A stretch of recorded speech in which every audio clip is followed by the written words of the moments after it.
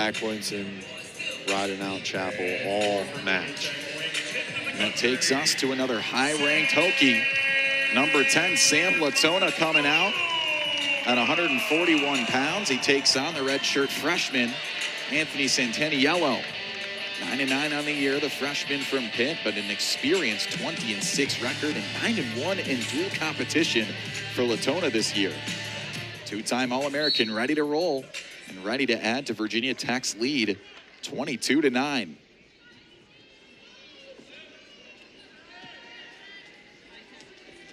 Again, a lot of dual implications, dual title implications for Virginia Tech.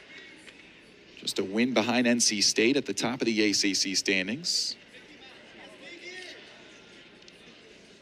And with that victory, Pitt cannot come back and grab it. So Hokies, with this win, now sit at 8-2 on the regular season and 4-1 in the ACC. Currently a tie for second place. We'll see how NC State does with Stanford going on as we speak. If Stanford pulls off the upset, they just helped out their buddy across the country, Virginia Tech, a ton.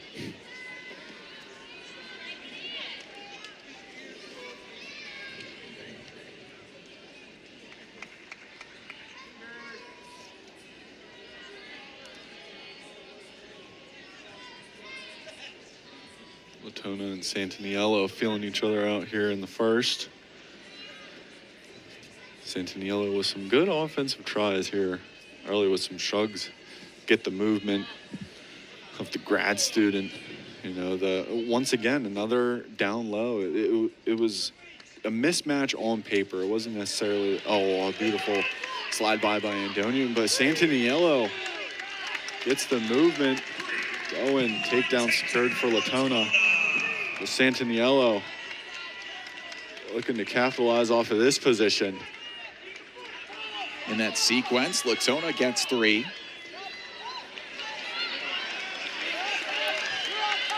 Santaniello trying to free up his legs and maybe collect some riding time or the reversal. Latona showing off the strength, though.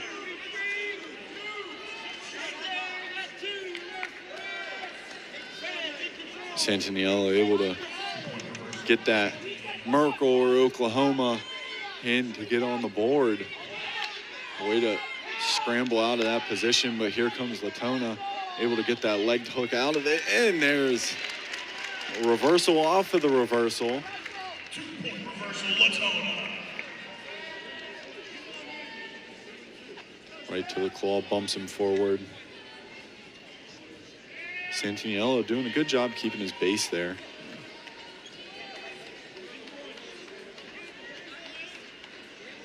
Nice bulldog from Latona, gets him broken back down.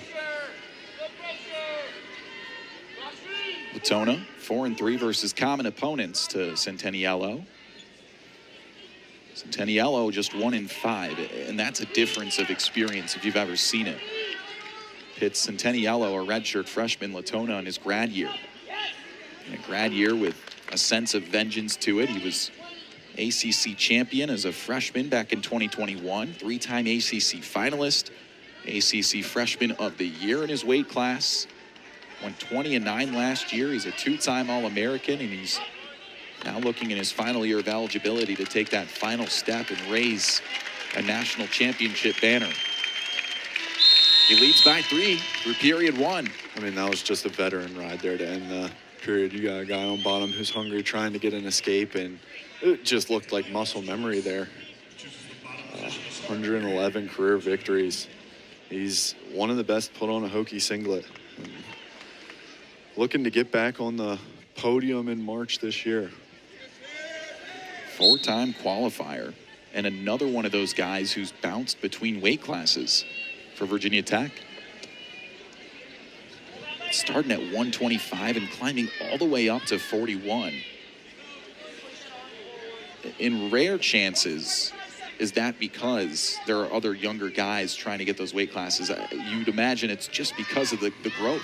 It is. It's with what we said with Church. It's probably the same thing. Good wrestlers don't need to cut as much weight, you know what I mean? And it's a feeling. You grow and, you know, you're going to bump up in weight, and you got guys who are coming into your program who are top recruits, and you know that they can hold down this class, and this class. So it's a mix of multiple different things that causes it. He looks very comfortable at 41, we'll say. This looks solid so far this year, 20-6 overall, coming off a sudden victory, 9-6 against 26th ranked Jason Miranda from Stanford. So still getting quality matches and ranked wins, up 2 weight classes from where his college career started.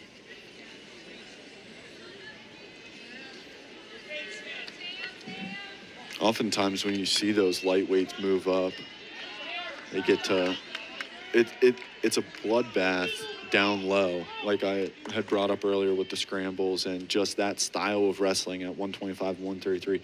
You actually see just moving up a couple weights up, you see wrestlers become more confident in their stuff and, you know, actually improving as they go up in weight. Same with middleweights to moving up in the uppers. Like for some wrestlers, that does work. Latona up by 2. Does have the riding time advantage, but you'd imagine that's not a big enough lead for Latona to feel comfortable going into this third period.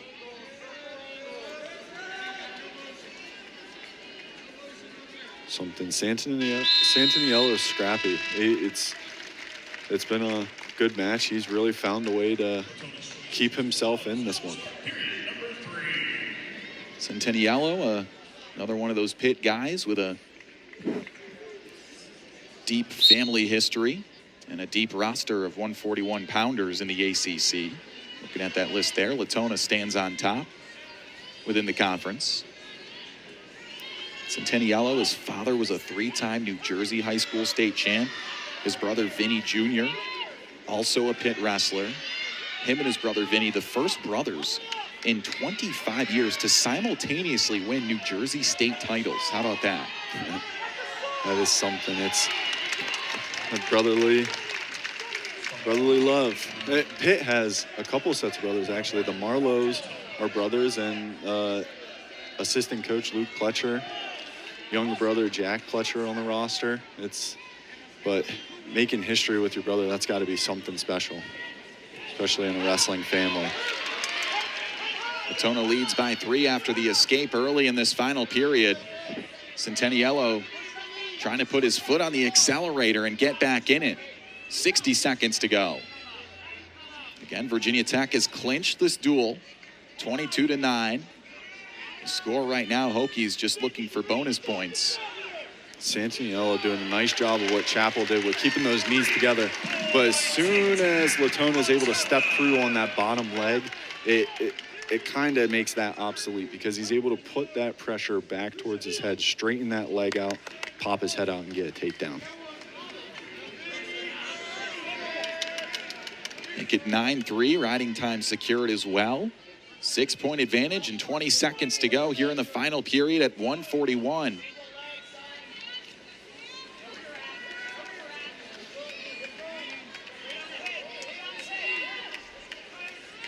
Ten seconds to go. Santaniello back within 5.